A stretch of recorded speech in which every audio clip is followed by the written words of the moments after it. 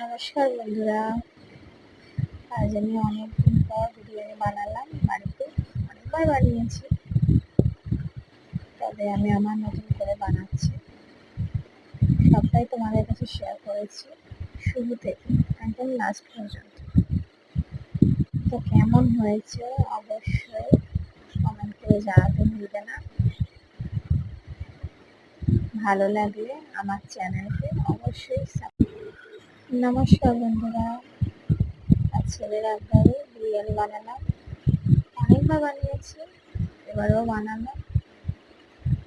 তো নিজের মনের মতন করে বানিয়েছি। অবশ্যই তোমাদের ভালো লাগবে। ভিডিওটা শুরু থেকে দেখতে হবে শেষ পর্যন্ত।